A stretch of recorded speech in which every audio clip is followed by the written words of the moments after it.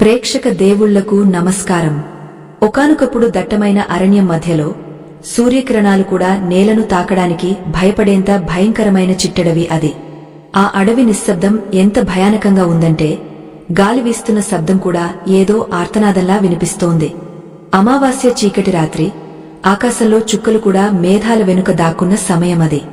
ఆ అడవి నడిబొడ్డున కొన్ని వందల సంవత్సరాల పురాతనమైన ఒక మర్రి చెట్టు ఉంది. దాని ఊడలు దయ్యాల జుట్టులా కిందకు వేలాడుతున్నాయి.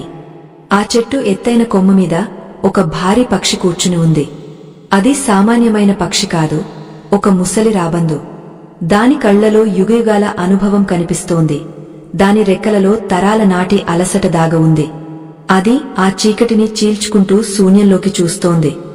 అదే సమయంలో ఆ నిర్మానుష్యమైన దారిలో ఒక రాజు తన గుర్రంపై అలసిపోయి దారి తప్పి అక్కడికి చేరుకున్నాడు. ఆ రాజు పేరు విక్రమసింహుడు. ఒకప్పుడు సకల సంపదలతో తులతుగిన తన రాజ్యం అకస్మాత్తుగా కరువు కాటకాలతో, దారిద్ర్యంతో అల్లాడిపోతుంటే దానికి పరిష్కారం వెతుకుతూ ఆ రాజు దేశాలు పట్టి తిరుగుతున్నాడు. అలసిపోయిన రాజు ఆ మర్రి చెట్టు కింద ఆగి సేద తీరడానికి గుర్రం దిగాడు. అప్పుడు ఆ చెట్టుపైనుండి ఒక గంభీరమైన మనిషి గొంతు లాంటి స్వరం వినిపించింది. రాజా, మృత్యువు సంచరించే ఈ అడవిలో నీకేం పని? నీ రాజప్రసాదంలో నిలవని లక్ష్మీదేవిని అడవిలో వెతుకుతున్నావా అని ఆ స్వరం ప్రశ్నించింది. రాజు ఉలిక్కిపడి పైకి చూశాడు. అక్కడ ఆ ముసలి రాబందును చూసి ఆశ్చర్యపోయాడు. ఒక పక్షి మనిషి భాషలో మాట్లాడటం చూసి అతనికి నమ్మకం కలగలేదు. కాని ఆ పక్షి మాటల్లో ఏదో తెలియని ఆకర్షణ, ఒక దైవత్వం ఉన్నట్లు అనిపించింది. రాజు చేతులు జోడించి, ఓ పక్షిరాజా, మీరు ఎవరో నాకు తెలియదు, కాని నా మనసులోని వేదనను ఇట్టే పసిగట్టారు. నా రాజ్యంలో ధనానికి లోటు ఉండేది కాదు, ప్రజలు సుఖసంతోషాలతో ఉండేవారు. కాని అకస్మాత్తుగా ఏదో శాపం తగిలినట్లు నా ప్రజలు తిండి గింజలకు కూడా అలమటించే పరిస్థితి వచ్చింది. నేను ఎన్ని యాగాలు చేసినా, ఎన్ని దానాలు చేసినా ఫలితం కనిపించడం లేదు. మీకు గనక నిజంగా ఏదైనా రహస్యం తెలిస్తే దయచేసి నా రాజ్యానికి తిరిగి పూర్వ వైభవం తెచ్చే మార్గం చెప్పండి అని ప్రాధేయపడ్డాడు. ఆ రాబందు తన పెద్ద రెక్కలను నెమ్మదిగా కదిలిస్తూ రాజు వంక జాలిగా చూసింది. రాజా, పేదరికం అనేది అకస్మాత్తుగా ఆకాశం నుండి ఊడిపడదు. అది రావడానికి ముందు కొన్ని సంకేతాలు ఇస్తుంది. మనిషి తన అహంకారంతో, అజ్ఞానంతో ఆ సంకేతాలను గమనించడు. నీ ఇంట్లో, నీ వంటగదిలో జరిగే చిన్న చిన్న పొరపాట్లే పెద్ద దరిద్రానికి దారితీస్తాయి. ఈ సృష్టిలో కొన్ని నియమాలు ఉన్నాయి. ముఖ్యంగా గృహస్థు ధర్మంలో 4 వస్తువులకు అత్యంత ప్రాముఖ్యత ఉంది. ఆ 4 వస్తువులు ఏ ఇంట్లో అయితే అవమానించబడతాయో, ఏ ఇంట్లో అయితే పూర్తిగా నిండుకుంటాయో అక్కడ సాక్షాత్తు అలక్ష్మీదేవి తిష్టవేస్తుంది. అప్పుడు నువ్వు కుబేరుడి సంపద తెచ్చి ఇంట్లో పోసినా అది చిల్లుల కుండలో నీళ్లలా కారిపోతుంది తప్ప నిలబడదు అని చెప్పింది. మిత్రులారా, ఈ కథ కేవలం ఒక రాజుది మాత్రమే కాదు. ఇది మనందరి జీవితాలకు సంబంధించిన అద్భుతమైన సత్యం. మన పురాణాలలో, శాస్త్రాలలో దాగి ఉన్న ఇలాంటి ధన రహస్యాలను, జీవన మార్గాలను వెలికితీసి మీకు అందించడమే మా ఈ ప్రయత్నం. ఈ జ్ఞాన యజ్ఞంలో మీరు కూడా భాగస్వాములు కావాలనుకుంటే, మన సనాతన ధర్మాన్ని నలుగురికి పంచాలనుకుంటే దయచేసి ఈ వీడియోను లైక్ చేసి మీ మద్దతు తెలియజేయండి. మీ ఒక్క లైక్ వల్ల ఈ వీడియో మరికొందరి జీవితాల్లో వెలుగులు నింపవచ్చు. రాజు విక్రమసింహుడు ఆ రాబందు మాటలకు మంత్రముగ్ధుడయ్యాడు. అతనిలో ఆసక్తి పెరిగిపోయింది. పక్షరాజా, నా అజ్ఞానాన్ని మన్నించండి. ఆ 4 వస్తువులు ఏమిటి? మేము చేస్తున్న తప్పులు ఏమిటి? దయచేసి వివరంగా చెప్పండి. నా ప్రాణం పోయినా సరే ఆ నియమాలను నా రాజ్యంలో అమలు చేస్తాను అని అన్నాడు. అప్పుడు ఆ పక్షిరాజు ఒక దీర్ఘ నిట్టూర్పు విడిచి కథను ఇలా ప్రారంభించాడు. రాజా, విను. నేను సంపాతి వంశానికి చెందినవాడిని. యుగయుగాల చరిత్రను చూశాను. బంగారు లంక బూడిద అవ్వడం చూశాను. హస్తినాపురం కూలిపోవడం చూశాను. ప్రతి పతనం వెనుక ఒకే కారణం ఉంటుంది: గృహ నియమాలను ఉల్లంఘించడం. పూర్వం అవంతి నగరంలో ధర్మదత్తుడు అనే ఒక గొప్ప వర్తకుడు ఉండేవాడు. అతని ఇంట్లో సిరి సంపదలకు కొదవలేదు. కాని కాలం గడిచే కొద్దీ వారి ఇంట్లో నిర్లక్ష్యం పెరిగింది. సంపద శాశ్వతం అనుకున్నారు. కాని లక్ష్మీదేవి చంచలమైనది అని వారు మర్చిపోయారు. ఆ పక్షి గొంతులో ఇప్పుడు ఒక గాంభీర్యం వచ్చింది. రాజా, ఏ ఇంట్లో అయితే ఎప్పుడు నిండుకోకూడని, ఎప్పుడు తక్కువ కాకూడని మొట్టమొదటి వస్తువు ఉప్పు. అవును రాజా, సముద్ర గర్భం నుండి పుట్టిన ఉప్పు సాక్షాత్తు లక్ష్మీ స్వరూపం. అమృతం కోసం సముద్ర మథనం చేసినప్పుడు లక్ష్మీదేవి కన్నా ముందే ఉప్పు పుట్టింది. అందుకే ఉప్పును లక్ష్మీదేవికి అక్కగా భావిస్తారు. ధర్మదత్తుడి ఇంట్లో ఒకరోజు వంటగదిలో ఉన్న ఉప్పు జాడి పూర్తిగా ఖాళీ అయిపోయింది. ఆ ఇంటి కోడలు అది గమనించలేదు. వంట చేసే సమయానికి ఉప్పు లేకపోవడంతో జాడీని బోర్లించి చేతితో దులిపి ఆఖరి రేణువు వరకు వాడేసింది. రాజా, ఇది ఎంత పెద్ద దోషమో తెలుసా? ఉప్పు పాత్ర ఎప్పుడూ పూర్తిగా ఖాళీ కాకూడదు. అడుగున కొంచెం ఉప్పు ఉండగానే కొత్త ఉప్పు తెచ్చి అందులో నింపాలి. రాబందు ఇంకా వివరిస్తూ, ఉప్పు పాత్రను పూర్తిగా ఖాళీ చేయడమంటే ఆ ఇంటి నుండి లక్ష్మీదేవిని సాగనంపడమే. ఎప్పుడైతే ఉప్పు పాత్ర ఖాళీ అవుతుందో ఆ శూన్యంలోకి రాహువు ప్రవేశిస్తాడు. రాహువు ప్రభావం వల్ల ఆ ఇంట్లో అకారణంగా గొడవలు మొదలవుతాయి. భార్యాభర్తల మధ్య ప్రేమ తగ్గుతుంది. చిన్న చిన్న విషయాలకే పెద్ద యుద్ధాలు జరుగుతాయి. ధర్మదత్తుడి ఇంట్లో జరిగింది ఇదే. ఉప్పు నిండుకున్న రోజు నుండే ఆ ఇంట్లో మనశ్శాంతి కరువైంది. అంతేకాదు రాజా, ఉప్పును ఎప్పుడు ఎవరికి సాయంత్రం వేళ అంటే సూర్యాస్తమయం తర్వాత చేతికి ఇవ్వకూడదు. ధర్మదత్తుడి భార్య పొరుగువారికి అడిగినప్పుడల్లా ఉప్పును దానంగా ఇచ్చేది. తన ఇంటి లక్ష్మిని తానే బయటకు పంపిస్తున్నానని ఆ పిచ్చిది గ్రహించలేకపోయింది. ఉప్పు రుచిని మాత్రమే కాదు, ఆ ఇంటి ఆయుష్ను, ఐశ్వర్యాన్ని కూడా నిర్ణయిస్తుంది. రాజు ఆశ్చర్యంగా, కేవలం ఉప్పు విషయంలో ఇంత రహస్యం దాగ ఉందా? మరి రెండవ వస్తువు ఏమిటి మహాత్మా అని అడిగాడు. పక్షిరాజు తన చూపును ఆకాశం వైపు తిప్పి, రెండవ వస్తువు మన జీవితానికి రంగును, ఆరోగ్యాన్ని ఇచ్చేది పసుపు. పసుపు కేవలం వంటలో వాడే పదార్థం కాదు రాజా, అది బృహస్పతి గ్రహానికి ప్రతీక. బృహస్పతి అంటే గురుడు. గురుడు అనుగ్రహముంటేనే ఇంట్లో శుభకార్యాలు జరుగుతాయి, పిల్లలకు విద్య అబ్బుతుంది, ఇంట్లో బంగారం నిలుస్తుంది. ఏ ఇంట్లో అయితే పసుపు డబ్బా పూర్తిగా ఖాళీ అవుతుందో ఆ ఇంట్లో గురుబలం నశిస్తుంది. ధర్మదత్తుడి ఇంట్లో పసుపు అయిపోతే పక్క ఇంటి నుండి అరువు తెచ్చుకుని వాడేవారు. పసుపును అరువు తెచ్చుకోవడం, అరువు ఇవ్వడం రెండూ దరిద్రానికి సంకేతాలే. రాజా, బాగా గుర్తుపెట్టుకో, పసుపు మంగళకరమైనది. అది అయిపోవడానికి ముందే ఇంటికి తెచ్చి పెట్టుకోవాలి. పసుపు లేని వంటగది ప్రాణం లేని శరీరం లాంటిది. ఎప్పుడైతే ధర్మదత్తుడి ఇంట్లో పసుపు పట్ల అశ్రద్ధ మొదలైందో అప్పుడే వారి ఇంట్లో శుభకార్యాలు ఆగిపోయాయి. పెళ్లిళ్లు వాయిదా పడ్డాయి. పిల్లల చదువులు పాడయ్యాయి. ఇంకొక ముఖ్యమైన విషయం రాజా, చాలామంది స్త్రీలు పిండి కలిపిన చేతులతోనే, అంటే ఎంగలి చేతులతో లేదా మురికి చేతులతో పసుపు డబ్బాలో చేతులు పెడతారు. ఇది సాక్షాత్తు అన్నపూర్ణాదేవిని అవమానించడమే. పసుపును ఎప్పుడూ శుభ్రమైన చేతులతో స్నానం చేసిన తర్వాతే తాకాలి. అపవిత్రమైన పసుపును వాడితే ఆ ఇంట్లో రోగాలు వ్యాపిస్తాయి. ధర్మదత్తుడి పతనం వేగవంతం అవ్వడానికి ఇది కూడా ఒక కారణం. రాజు విక్రమసింహుడు భయంతో వణికిపోయాడు. తన అంతఃపురంలో కూడా ఇలాంటి తప్పులు జరుగుతున్నాయేమో అని అనుమానం వచ్చింది. మహాత్మా, నా కళ్ళు తెరిపించారు. ఉప్పు, పసుపు గురించి మీరు చెప్పిన విషయాలు నా గుండెల్లో నాటుకుపోయాయి. మరి మూడవ వస్తువు గురించి సెలవివ్వండి అని వేడుకున్నాడు. రాబందు ఒక గంభీరమైన నవ్వు నవ్వి, మూడవ వస్తువు మనిషి ఉనికికి ఆధారం. అదే పిండి, గోధుమ పిండి లేదా బియ్యం పిండి. రాజా, పిండి అనేది చంద్రుడికి, శుక్రుడికి సంబంధించినది. ఒకప్పుడు ధర్మదత్తుడి ఇంట్లో బస్తాల కొద్దీ పిండి ఉండేది. కాని కాలక్రమేణా సోమరితనం పెరిగి ఎప్పటికప్పుడు కొంచెం కొంచెం తెచ్చుకోవడం మొదలుపెట్టారు. ఒకరోజు రాత్రి ఇంటికి అతిథులు వస్తే వంట చేయడానికి పిండి లేదు. ఆ ఇంటి గృహిణి ఖాళీ అయిన పిండి డబ్బాను బోర్లించి చేత్తో తట్టి ఉన్న అరకొర పిండితో వంట చేయడానికి ప్రయత్నించింది. ఆ శబ్దం ఆ ఇంటి దరిద్రానికి ఆహ్వానం పలికింది. రాజా, పిండి డబ్బాను ఎప్పుడూ గీకకూడదు, బోర్లించి దులపకూడదు. అది ఇంట్లో ఆహారానికి లోటు రాబోతోంది అనడానికి సంకేతం. పిండి నిండుకునే లోపే కొత్త పిండిని అందులో పోయాలి. పాత పిండి అడుగున ఉండగానే కొత్త పిండిని కలపడం వల్ల ఆ ఇంట్లో వంశవృక్షం, ధనవృక్షం కూడా అలాగే నిరంతరంగా పెరుగుతాయి. అంతేకాదు, పిండిని జల్లించేటప్పుడు అందులో ఉండే పొట్టును, తౌడును పూర్తిగా తీసి పారేయకూడదు. ఆ పొట్టులోనే ధనలక్ష్మి దాగ ఉంటుంది. మరీ మెత్తగా జల్లించిన పిండిని వాడటం వల్ల ఆ ఇంటి ఆదాయం కూడా సన్నగిల్లుతుంది. ఇంకొక భయంకరమైన తప్పు ఏమిటంటే, చాలామంది పిండిని ముద్దగా కలిపి రాత్రిపూట మిగిలిపోతే ఫ్రిడ్జ్లోనో గిన్నెలోనో దాస్తారు. పిండి ముద్ద అనేది పిండంతో సమానం.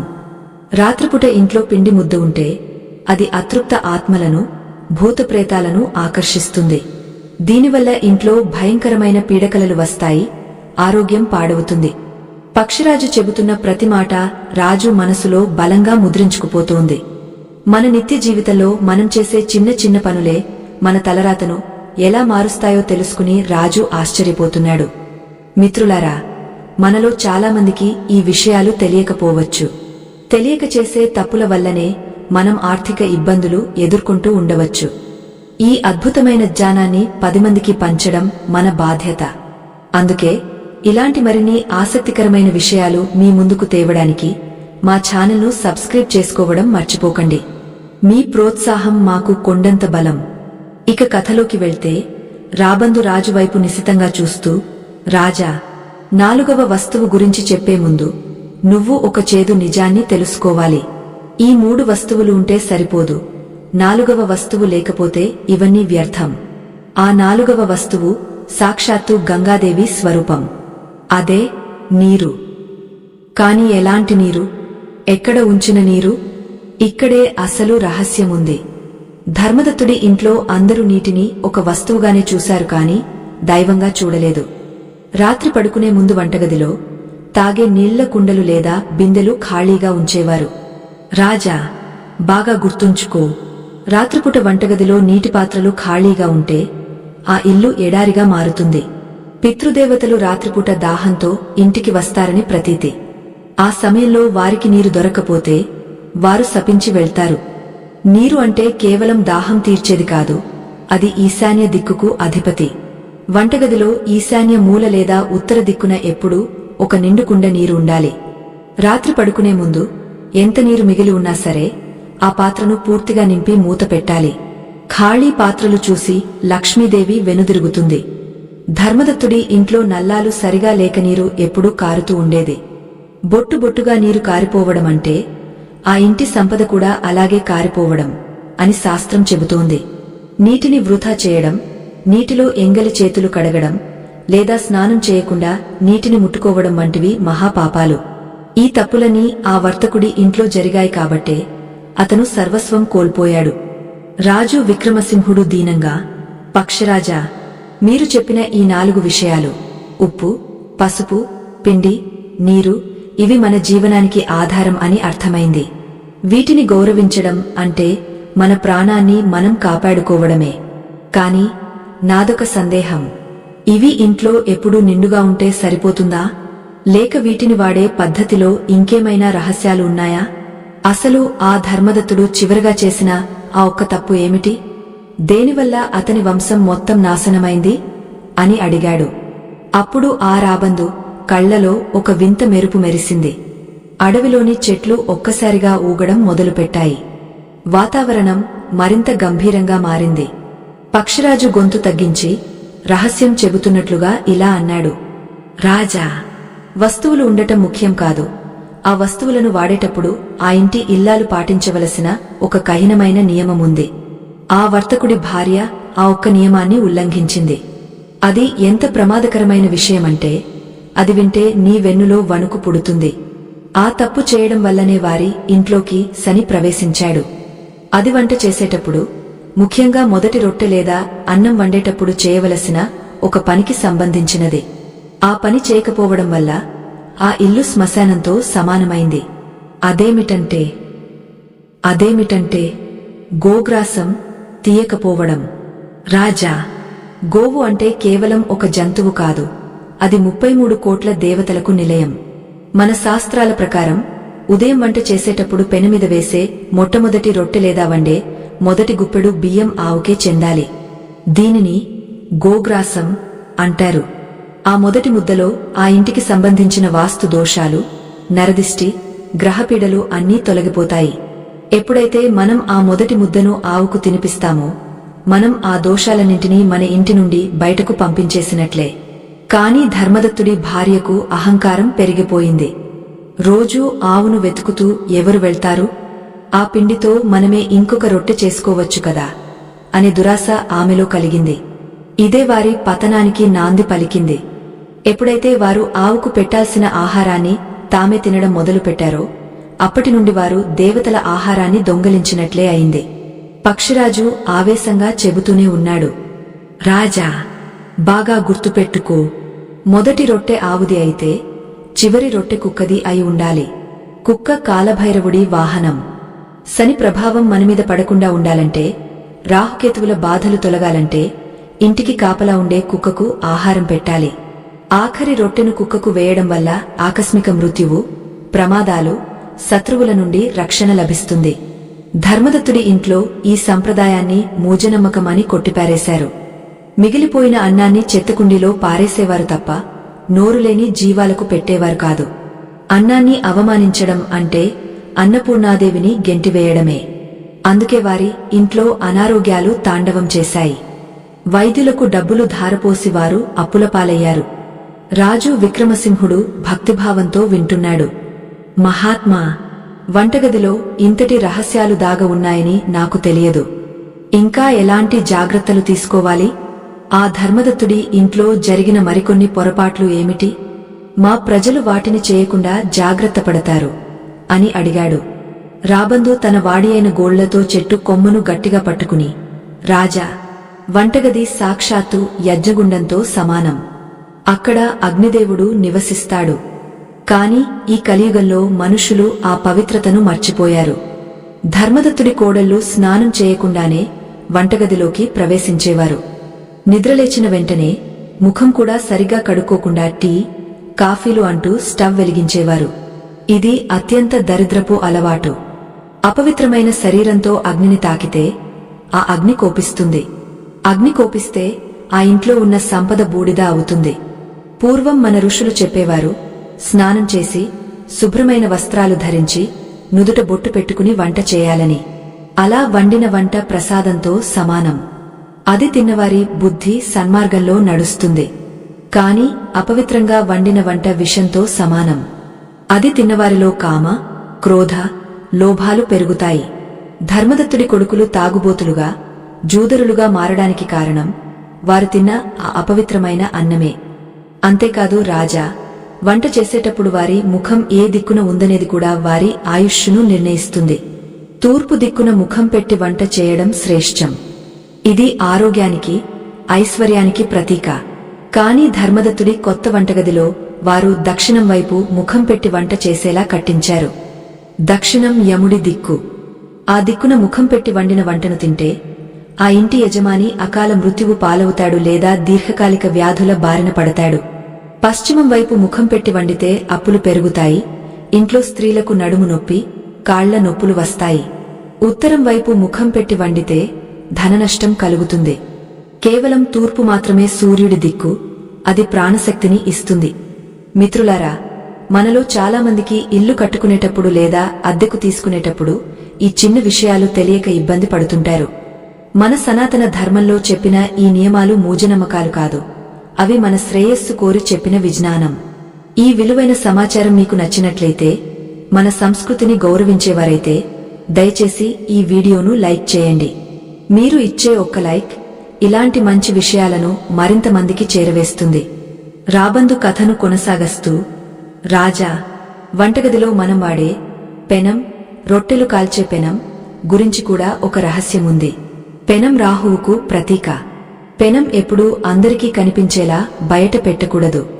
వంట పూర్తవ్వగానే దానిని కడిగి ఎవరికంటా పడని చోట దాచి ఉంచాలి. కాని ధర్మదత్తుడి ఇంట్లో పెనం స్టవ్ మీదే వదిలేసేవారు లేదా అందరికీ కనిపించేలా తగిలించేవారు. ఇది రాహువును ఆహ్వానించడమే. ఇంకొక ముఖ్యమైన విషయం, వేడివేడి పెనం మీద ఎప్పుడూ నీళ్లు చల్లకూడదు. ఆ సమయంలో వచ్చే చురచుర అనే శబ్దం ఆ ఇంట్లో గొడవలకు, మనస్పర్ధలకు కారణం అవుతుంది. పెనం చల్లారిన తర్వాతే దానిని కడగాలి. అలాగే రొట్టెలు చేయడం మొదలుపెట్టే ముందు పెనమీద చిటికెడు ఉప్పు వేయాలి. దీనివల్ల ఆ ఇంట్లో ఉన్న నరదిష్టి, ఆహార దోషాలు తొలగిపోతాయి. రాజా, ఆ వర్తకుడి ఇంట్లో పాల విషయంలో కూడా ఘోరమైన తప్పులు జరిగాయి. పాలు లక్ష్మీ స్వరూపం. పాలు కాచేటప్పుడు అవి పొంగ కింద పోకూడదు. కొంతమంది అంటారు పాలు పొంగితే మంచిది అని. అది గృహప్రవేశం సమయంలో మాత్రమే. రోజూ పాలు పొంగ అగ్నిమీద పడితే అది వాస్తు దోషం. పాలు మాడిపోవడం లేదా విరిగిపోవడం అశుభ సూచకం. ధర్మదత్తుడి ఇంట్లో పనివాళ్ల నిర్లక్ష్యం వల్ల రోజూ పాలు పొంగ స్టవ్ మీద పడేవి. ఆ మాడిన వాసన లక్ష్మీదేవికి అస్సలు పడదు. ఎక్కడైతే పాలు కాలిపోతాయో అక్కడ ధనం కూడా కాలిపోతుంది. అందుకే పాలు కాచేటప్పుడు దగ్గరుండి చూసుకోవాలి. రాజు విక్రమసింహుడు ఆశ్చర్యపోతూ, మహాత్మా, వంటగది దాటి బయటకు వస్తే ఇంట్లో ఇంకే ప్రదేశాల్లో మనం జాగ్రత్తగా ఉండాలి? లక్ష్మీదేవి ఇంట్లోకి రావడానికి మనం ఆహ్వానం ఎలా పలకాలి అని అడిగాడు. అప్పుడు ఆ రాబందు ఒక గంభీరమైన చూపు చూసి, రాజా, ఇప్పుడు నేను చెప్పబోయేది ఇంటి మొత్తానికి గుండెకాయ లాంటిదే. అదే సింహద్వారం. మనిషికి నోరు ఎంత ముఖ్యమో ఇంటికి ముఖద్వారం అంత ముఖ్యం. లక్ష్మీదేవి అయినా దరిద్ర దేవత అయినా ఈ ద్వారం నుండే లోపలికి వస్తారు. ధర్మదత్తుడి పతనం వేగవంతం అవ్వడానికి కారణం అతని సింహద్వారమే. అతని ఇంటి తలుపులు తెరిచినప్పుడు, మూసినప్పుడు భయంకరమైన శబ్దాలు వచ్చేవి. కిర్రు కిర్రుమని శబ్దం వచ్చే ద్వారం ఆ ఇంటి యజమానికి అప్పుల బాధను కలిగిస్తుంది. ఆ శబ్దం సాక్షాత్తు దరిద్రానికి ఏడుపు లాంటిది. తలుపుల కిళ్లలో నూనె వేసి అవి శబ్దం లేకుండా సున్నితంగా తెరుచుకునేలా చూడాలి. అంతేకాదు రాజా, గడప అనేది సాక్షాత్తు లక్ష్మీదేవి పీఠం. పూర్వం గడపకు పసుపు కుంకుమ రాసి పూజించేవారు. కాని ధర్మదత్తుడి ఇంట్లో ఆధునికత పేరుతో గడపలను తొలగించారు. లేదా గడప మీద నిలబడి మాట్లాడటం, గడప మీద కూర్చోవడం చేసేవారు. గడపను ఎప్పుడూ తొక్కకూడదు, దానిని దాటాలి. గడప మీద కాలు పెడితే లక్ష్మీదేవి తలమీద కాలు పెట్టినట్లే. అలాగే ఎప్పుడూ గడప దగ్గర నిలబడి తుమ్మకూడదు, అప్పు అడగకూడదు, ఎవరినీ తిట్టకూడదు. ఆ వర్తకుడి ఇంట్లో అప్పులవాళ్లు వచ్చి గడప మీద నిలబడి గొడవలు చేసేవారు. అది ఆ ఇంటి పవిత్రతను పూర్తిగా నాశనం చేసింది. అందుకే సింహద్వారాన్ని ఎప్పుడూ పరిశుభ్రంగా ఉంచాలి. అక్కడ చెప్పులు విడవకూడదు, చెత్తబుట్టలు పెట్టకూడదు. పక్షిరాజు కొంచెం ముందుకు వంగి రహస్యంగా చెప్పాడు, రాజా, ఉదయం లేవగానే ఇంటి ఇల్లాలు చేయవలసిన మొదటి పని సింహద్వారం తీయడం. తలుపు తీసిన వెంటనే గడప మీద కాస్త నీళ్లు చల్లి ముగ్గు వేయాలి. దీనిని చూసి లక్ష్మీదేవి ఆకర్షితురాలవుతుంది. కాని ధర్మదత్తుడి ఇంట్లో మధ్యాహ్నం వరకు తలుపులు వేసే ఉండేవి. సూర్యకాంతి లోపలికి రాకుండా పరదాలు కట్టేవారు. చీకటిగా, తేమగా, దుర్వాసనతో ఉండే ఇంటికి లక్ష్మి ఎప్పుడూ రాదు. ఆమెకు వెలుతురు, సుగంధం, పరిశుభ్రత అంటే ఇష్టం. రాజుకు ఒక సందేహం వచ్చింది. మహాత్మా, మీరు చెప్పినవన్నీ మేము పాటిస్తాము.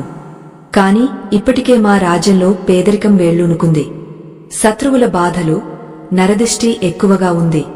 దీనిని తరిమికొట్టడానికి ఏదైనా ఒక శక్తివంతమైన, తక్షణమే పనిచేసే ఉపాయం లేదా తంత్రముందా? అమావాస్య రాత్రి చేయవలసిన రహస్యక్రియ ఏదైనా ఉందా?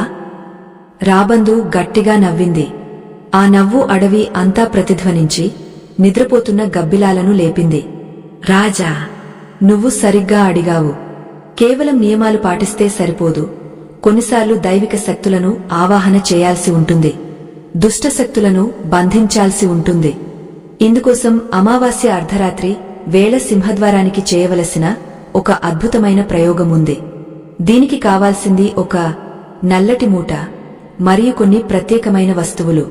ఈ పరిహారం గనక నువ్వు చేస్తే నీ ఇంటివైపు కన్నెత్తి చూడటానికి కూడా శని భయపడతాడు. 7 తరాల వరకు నీ ఖజానా ఖాళీ అవ్వదు. కాని రాజా, ఇది చాలా ప్రమాదకరమైన విద్య. ఇందులో ఏ చిన్న తప్పు జరిగినా ప్రాణాలకే ముప్పు రావచ్చు. ఆ నల్ల మూటలో కట్టవలసిన వస్తువులు సామాన్యమైనవి కావు. వాటిని సేకరించడానికి నువ్వు ఒక ప్రత్యేకమైన చెట్టు దగ్గరకు వెళ్ళాలి. ఆ వస్తువులు ఏమిటంటే అని పక్షిరాజు చెప్పబోతుండగా అడవిలో దూరం నుండి నక్కల ఊలలు వినిపించాయి. గాలి వేగం పెరిగింది. ఏదో అదృశ్య శక్తివారి సంభాషణను అడ్డుకోవడానికి ప్రయత్నిస్తున్నట్లు అనిపించింది. రాబందు రాజును హెచ్చరించింది. రాజా, ఏకాగ్రత కోల్పోకు. ఇప్పుడు నేను చెప్పబోయే ఆ 3 వస్తువుల పేర్లు నీ గుండెల్లో రాసుకో. ఇవి సామాన్య దుకాణాల్లో దొరికేవి కావు. వీటిని ఎలా సంపాదించాలి, ఆ నల్ల మూటను ద్వారానికి ఎలా కట్టాలి అనేదే అసలైన రహస్యం. ఆ రహస్యం ఏమిటంటే, ఆ 3 వస్తువులలో మొదటిది పటిక. రాజా, ఇది సామాన్యమైన రాయి కాదు. సముద్ర గర్భం నుండి పుట్టిన ఈ పటికకు మన చుట్టూ ఉన్న చెడును, నరదిష్టిని పీల్చుకునే అద్భుతమైన శక్తి ఉంది.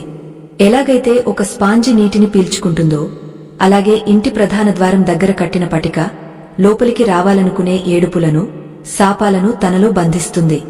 రెండవ వస్తువు 7 నల్ల మిరియాలు. మిరియాలు ఘాటైనవి. అవి శత్రువుల కళ్లను కప్పేస్తాయి. ఎవరైతే నీ ఇంటిని చూసి అసూయపడతారో వారి చూపు నీ ఇంటిమీద పడకుండా ఈ మిరియాలు అడ్డుకుంటాయి. ఇక 3వ వస్తువు, ఇదే అత్యంత కీలకమైనది. దీనికోసం నువ్వు అడవిలో ఒక ప్రత్యేకమైన చెట్టు దగ్గరకు వెళ్ళాలి. అదే ఉత్తరేణి చెట్టు.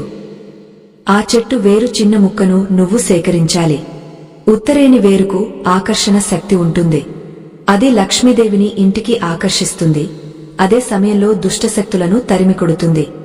పక్షిరాజు ఆ 3 వస్తువులను ఎలా వాడాలో వివరిస్తూ, రాజా, అమావాస్య అర్ధరాత్రి వేళ ఎవరు చూడకుండా ఒక నల్లటి వస్త్రాన్ని తీసుకుని అందులో ఈ పటిక ముక్కను, 7 మిరియాలను, ఉత్తరేణి వేరును పెట్టి ఒక మూటలా కట్టాలి. ఆ మూటను కట్టేటప్పుడు నీ ఇష్టదైవాన్ని మనసులో తలచుకోవాలి. ఆ తర్వాత ఆ మూటను ఎవరికంటా పడకుండా సింహద్వారానికి లోపలి వైపున లేదా గడపపైన మధ్యలో వేలాడదీయాలి. దీనిని నజర్ రక్షా కవచం అంటారు. ఇది ఉన్నంతకాలం నీ ఇంటివైపు కన్నెత్తి చూసే ధైర్యం ఏ క్షుద్రశక్తికి ఉండదు. కాని గుర్తుంచుకో రాజా, ప్రతి 6 నెలలకు ఒకసారి ఆ మూటను తీసి పారే నీటిలో వేసి కొత్త మూటను కట్టాలి. ఎందుకంటే 6 నెలల్లో అది పీల్చుకున్న చెడు శక్తితో నిండిపోతుంది. ధర్మదత్తుడు తన ఇంటి రక్షణను గాలికి వదిలేశాడు కాబట్టే శత్రువులు ప్రయోగించిన మంత్రాలకు బలయ్యాడు. రాజు విక్రమసింహుడు ఆశ్చర్యపోతూ, మహాత్మా, ఇంత చిన్న వస్తువులలో ఇంతటి శక్తి దాగ ఉందా? నా ప్రజలకు ఈ రక్షణ కవచం గురించి తప్పక తెలియజేస్తాను అన్నాడు. మిత్రులారా, మన పెద్దలు ఏది చెప్పినా అందులో ఒక శాస్త్రీయమైన, ఆధ్యాత్మికమైన కారణముంటుంది. మనం వాటిని మూఢనమ్మకాలు అనుకుంటాం కాని అవి మన రక్షణ కోసమేనని గ్రహించాలి. ఈ అద్భుతమైన రహస్యాలు మీకు నచ్చినట్లయితే మన సనాతన ధర్మాన్ని గౌరవిస్తూ ఈ వీడియోను లైక్ చేయడం మర్చిపోకండి. మీరు చేసే లైక్ మాకు ఎంతో శక్తినిస్తుంది. రాబందు తన ప్రసంగాన్ని కొనసాగస్తూ, రాజా, రక్షణ కవచం గురించి తెలుసుకున్నావు. ఇప్పుడు సంపదను స్థిరంగా నిలబెట్టే మరొక అతి ముఖ్యమైన నియమం గురించి చెబుతాను. దీనిని సంధ్యాదీపం అంటారు. సూర్యుడు అస్తమించి చంద్రుడు ఇంకా పూర్తిగా రాని సమయాన్ని సంధ్యా సమయం అంటారు. ఈ సమయం రాక్షసులకు, దేవతలకు ఇద్దరికీ ఇష్టమైనది. సరిగ్గా ఈ సమయంలోనే లక్ష్మీదేవి తన వాహనంపై భూమండల యాత్రకు బయలుదేరుతుంది. ఆమె ఏ ఇంటికి వెళ్ళాలి, ఏ ఇంటిని దాటి వెళ్ళాలి అనేది ఆ ఇంటి ముఖద్వారం చూసి నిర్ణయిస్తుంది. ఏ ఇంటి గుమ్మం దగ్గర అయితే ఈ సంధ్యా సమయంలో దీపం వెలుగుతుందో ఆ ఇంటిని చూసి లక్ష్మీదేవి మురిసిపోతుంది. ఆ వెలుగు ఆమెకు ఆహ్వానం పలికినట్లు ఉంటుంది. ధర్మదత్తుడి ఇంట్లో ఏం జరిగిందో తెలుసా రాజా? వారికి ధనమదం పెరిగిపోయి మట్టి ప్రమిదలను, నూనె దీపాలను వెలిగించడం మానేశారు. కృత్రిమమైన దీపాలను, రంగురంగుల అలంకరణలను నమ్ముకున్నారు. విద్యుత్ దీపాలు చీకటిని పోగొట్టగలవేమో కాని అవి దైవిక శక్తిని ఇవ్వలేవు. నువ్వుల నూనెతో లేదా ఆవు నేతితో వెలిగించిన దీపంలో అగ్నిదేవుడు కొలువై ఉంటాడు. ఆ దీపం నుండి వచ్చే పొగ, ఆ కాంతి ఇంటి చుట్టూ ఉన్న గాలిని శుద్ధి చేస్తాయి. ధర్మదత్తుడి ఇంటి గుమ్మం దగ్గర సాయంత్రం వేళ అంధకారం లేదా కృత్రిమ వెలుగు ఉండేది. లక్ష్మీదేవి ఆ ఇంటిని చూసి అక్కడ తన అక్క అయిన జ్యేష్ఠాదేవి, దరిద్ర దేవత నివాసముందని భావించి లోపలికి వెళ్లకుండానే వెనుదిరిగింది. అందుకే రాజా, నీ రాజ్యంలో చాటింపు వేయించు.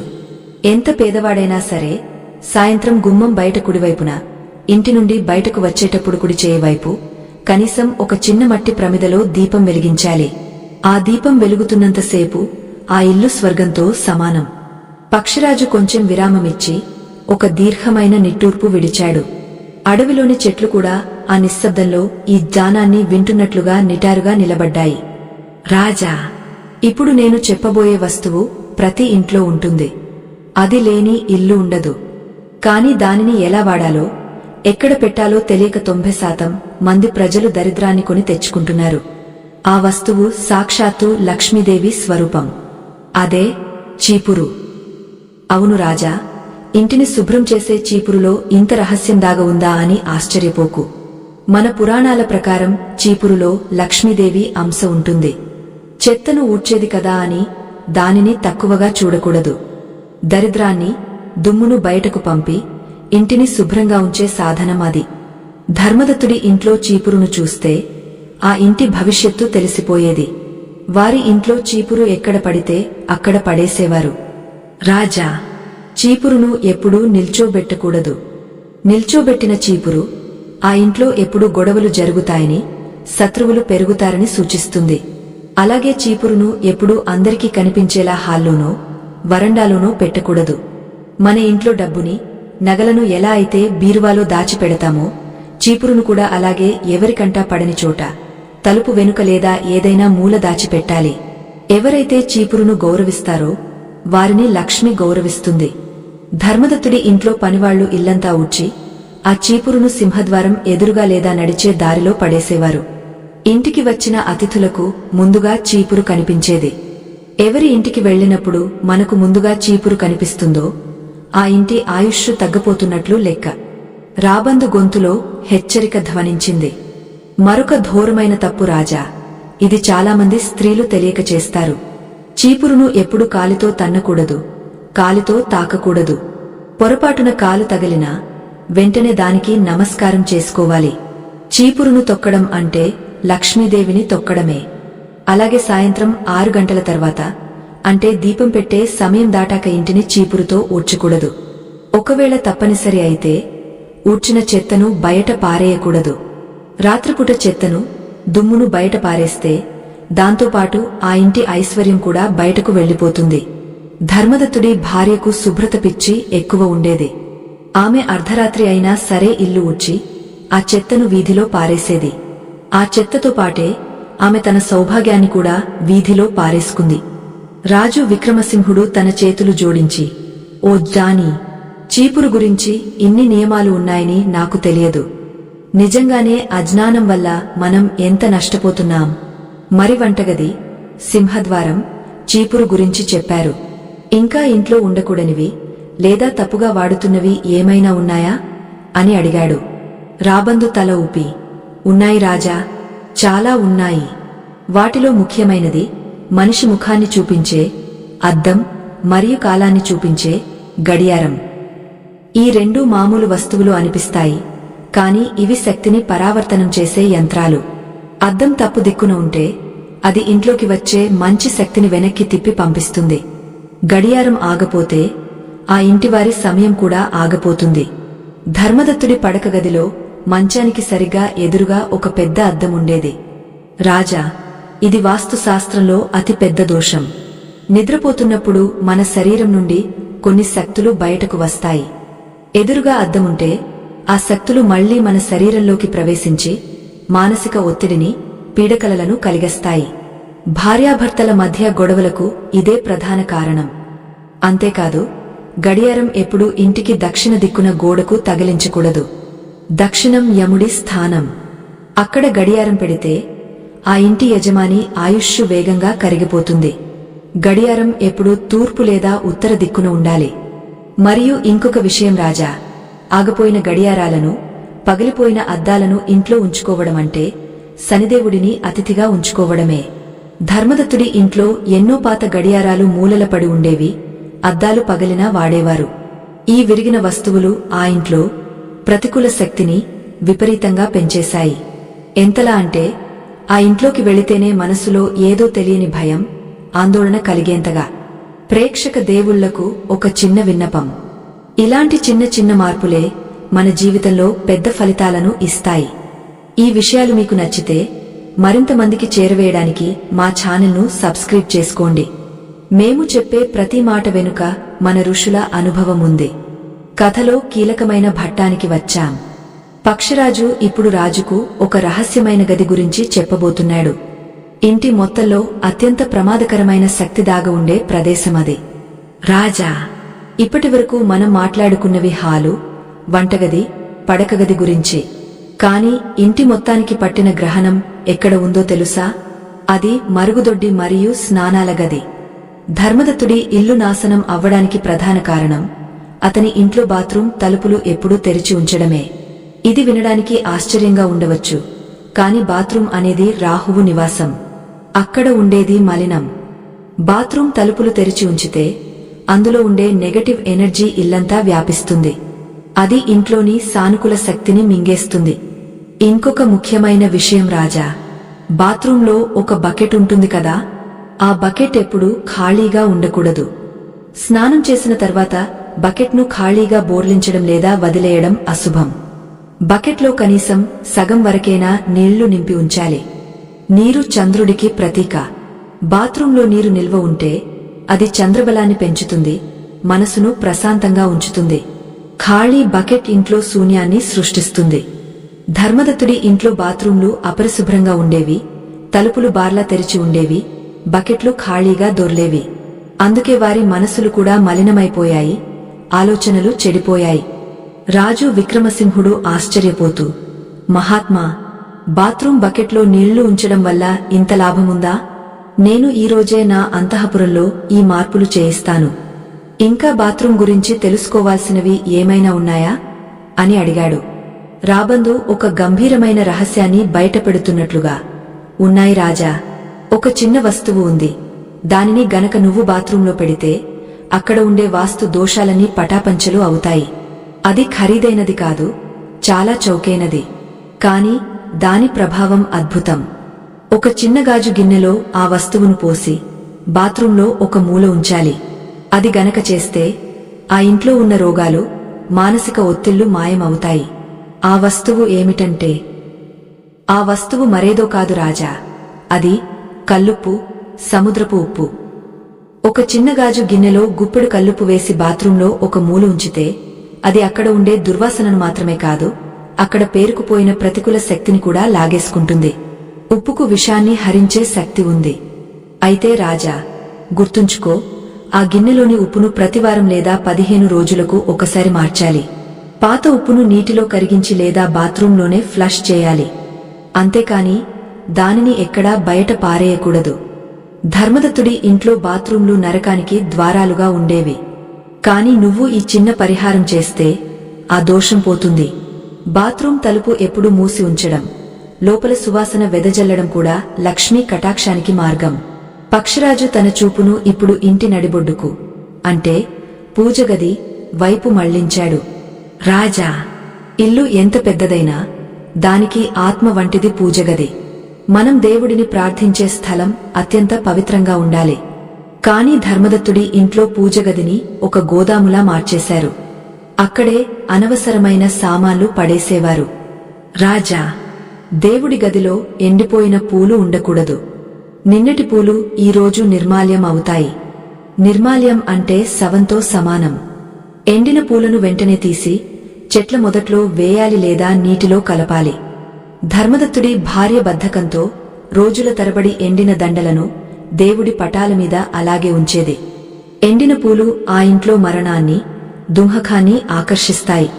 అంతేకాదు రాజా, పూజగదిలో ఎప్పుడూ విరిగిన విగ్రహాలు కాని, చిరిగిపోయిన పటాలు కాని ఉండకూడదు. ఒకవేళ విగ్రహం చిన్నగా పగిలినా దానిని వెంటనే నదిలో నిమజ్జనం చేసి కొత్తది తెచ్చుకోవాలి. ఖండించబడిన విగ్రహాన్ని పూజిస్తే ఆ ఇంట్లో అరిష్టాలు జరుగుతాయి. ఇంకొక ముఖ్యమైన విషయం, ఒకే దేవుడి 2 విగ్రహాలు ఎదురెదురుగా ఉండకూడదు. ఉదాహరణకు 2 గణపతి విగ్రహాలు లేదా 2 లక్ష్మీదేవి విగ్రహాలు ఒకదాని ముఖం ఒకటి చూసుకునేలా ఉంటే ఆ ఇంట్లో నిత్యం ఘర్షణలు జరుగుతాయి. ధర్మదత్తుడి పూజగదిలో విగ్రహాలు ఒకదానితో ఒకటి యుద్ధం చేస్తున్నట్లుగా ఉండేవి. అందుకే ఆ ఇంట్లో అన్నదమ్ముల మధ్య ఆస్తుల గొడవలు వచ్చి కోర్టుల దాకా వెళ్లారు. దేవుడి గది ఎప్పుడూ ప్రశాంతంగా, తక్కువ సామాన్లతో, సువాసనతో ఉండాలి. రాజు విక్రమసింహుడు చాలా శ్రద్ధగా వింటున్నాడు. మహాత్మా, దేవుడి గదిలో మనం వెలిగించే అగరుబత్తుల గురించి కూడా ఏదో నియమం ఉందని విన్నాను. అది నిజమేనా అని అడిగాడు. రాబందు తల ఊపి, అవును రాజా, అగరుబత్తులు కాల్చిన తర్వాత మిగిలే బూడిదను ఎప్పటికప్పుడు తీసివేయాలి. ఆ బూడిదను అక్కడే పేరుకుపోయేలా చేస్తే అది రాహువును ఆకర్షిస్తుంది. అలాగే దీపం వెలిగించేటప్పుడు ఆ వత్తి పూర్తిగా కాలిపోయేలా చూడకూడదు. దీపం కొండెక్కిన తర్వాత ఆ మసిని శుభ్రం చేయాలి. నల్లటి మసి పట్టిన దీపపు కుందులు ఆ ఇంటికి చీకటిని తెస్తాయి. మిత్రులారా, మన ఇంట్లో దేవుడి గదిని మనం ఎంత శుభ్రంగా ఉంచుకుంటే మన మనసు అంత ప్రశాంతంగా ఉంటుంది. మన పూర్వీకులు చెప్పిన ఈ చిన్న సూత్రాలు మన మేలు కోసమే. ఈ వీడియోలోని విషయాలు మీకు ఉపయోగపడతాయని అనిపిస్తే దయచేసి ఒక లైక్ వేసి మా ప్రయత్నాన్ని ఆశీర్వదించండి. మీ ఆదరణే మాకు శ్రీరామరక్ష. కథను కొనసాగస్తూ రాబందు ఇలా అంది. రాజా, ఇప్పుడు అందరికీ అత్యంత ఇష్టమైన మరియు అత్యంత భయం కలిగించే స్థలం గురించి చెబుతాను. అదే బీరువా, ధనం దాచే చోటు. డబ్బు ఎక్కడ ఉండాలి, ఎటువైపు ఉండాలి? ధర్మదత్తుడు తన ధనాన్ని ఎక్కడ పడితే అక్కడ పెట్టేవాడు. కాని వాస్తు ప్రకారం కుబేరుడి స్థానం ఉత్తరం. అందుకే బీరువాను ఇంటికి నైరుతి మూల ఉంచి దాని తలుపులు ఉత్తరం వైపు తెరుచుకునేలా పెట్టాలి. అప్పుడు ఉత్తరం నుండి వచ్చే కుబేరగాలి ఆ బీరువాలోకి ప్రవేశిస్తుంది. ధర్మదత్తుడి బీరువా ఆగ్నేయంలో ఉండేది. ఆగ్నేయం అగ్నిస్థానం. అక్కడ డబ్బు పెడితే అది ఖర్చులు, ప్రమాదాల రూపంలో కాలిపోతుంది. అందుకే అతని సంపద హారతి కర్పూరంలా కరిగిపోయింది. రాజా, ఇంకొక రహస్యం చెబుతాను విను. బీరువాలో డబ్బు, నగలతో పాటు ఉండకూడని వస్తువులు కొన్ని ఉన్నాయి. చాలామంది తమ ముఖ్యమైన కాగితాలు, అంటే కోర్టు కేసుల ఫైళ్లు, ఆస్పత్రి రిపోర్టులు, మందు బిళ్లలు కూడా బీరువాలోనే దాస్తారు. ఇది మహాదరిద్రం. డబ్బు పక్కన కోర్టు కాగితాలు పెడితే ఆ డబ్బు అంతా కోర్టులకే ఖర్చవుతుంది. మందులు పెడితే ఆ డబ్బు మందులకే సరిపోతుంది. ధనం పవిత్రమైనది. దాని పక్కన ఎప్పుడూ పవిత్రమైన వస్తువులే ఉండాలి. ధర్మదత్తుడి బీరువాలో అతని వ్యాజ్యం కాగితాలు ఉండేవి. అందుకే అతను జీవితాంతం కోర్టుల చుట్టూ తిరగాల్సి వచ్చింది. బీరువాలో ఎప్పుడూ ఒక ఎర్రటి వస్త్రం పరిచి దానిమీద లక్ష్మీదేవికి ఇష్టమైన గవ్వలు, గోమతి చక్రాలు లేదా వెండి నాణేలు ఉంచాలి. ఇవి ధనాన్ని ఆకర్షించే అయస్కాంతాలు. పక్షిరాజు కొంచెం విరామం తీసుకుని చుట్టూ ఉన్న అడవిని గమనించాడు. తెల్లవారే సమయం దగ్గర పడుతోంది. రాజా, ఇంటి లోపల ఇంకొక శత్రువు దాగ ఉంటాడు. వాడు చాలా నిశ్శబ్దంగా తన పని చేసుకుపోతాడు. వాడే సాలెపురుగు. ఇంటి మూలల్లో గోడల మీద సాలెగూళ్లు కట్టడం చూసి చాలామంది నిర్లక్ష్యం చేస్తారు. కాని రాజా, సాలెగూడు దరిద్రానికి ఆభరణం లాంటిది. ఏ ఇంట్లో అయితే సాలెగూళ్లు ఉంటాయో ఆ ఇంట్లో వాళ్ల బుద్ధి మందగస్తుంది. వారు ఏ పని మొదలుపెట్టినా అది మధ్యలోనే ఆగపోతుంది. ఆ గూడులో చిక్కుకున్న పురుగుల వారు సమస్యలో చిక్కుకుంటారు. ధర్మదత్తుడి ఎత్తైన మేడల్లో పైన మూలల్లో సాలెగూళ్లు వేలాడుతూ ఉండేవి. వాటిని శుభ్రం చేయడానికి బద్ధకించేవారు. ఆ గూళ్లే అతనిని అప్పుల ఊబిలో బంధించాయి. అందుకే అమావాస్య రోజున ఇంటిని పూర్తిగా శుభ్రం చేసి ఒక సాలెగూడు కూడా లేకుండా చూసుకోవాలి. రాజు విక్రమసింహుడు తన సందేహాలన్నీ తీరినట్లు అనిపించినా ఏదో ఒక వెలితి అతని మనసులో ఉంది.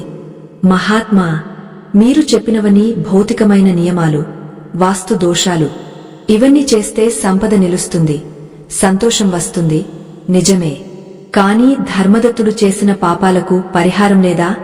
అసలు అతను అంత సంపన్నుడు కదా, ఎందుకు అంత దయనీయ స్థితికి పడిపోయాడు? అతను చేసిన అతి పెద్ద తప్పు కేవలం ఈ నియమాలు పాటించకపోవడమేనా, లేక అంతకు మించిన ఘోరం ఏదైనా ఉందా అని అడిగాడు. రాబందు రాజు వైపు చాలా తీక్షణంగా చూసింది. ఆ చూపు రాజు ఆత్మను తాకినట్లు అనిపించింది. రాజా, నువ్వు నిజమైన జానివి. కేవలం పైపై మెరుగుల వల్ల జీవితం మారదు అని గ్రహించావు. అవును, ధర్మదత్తుడి పతనానికి అసలు కారణం వేరే ఉంది. అది వాస్తు కాదు, అది వస్తువు కాదు, అది అతని స్వభావంలో వచ్చిన మార్పు. అతను ఒక మహాపాపం చేశాడు. ఆ పాపం వల్ల లక్ష్మీదేవి అతనిని శపించి వెళ్లిపోయింది. ఆ పాపం పేరు అతిథి అవమానం మరియు గుప్తదానాన్ని ఆపేయడం.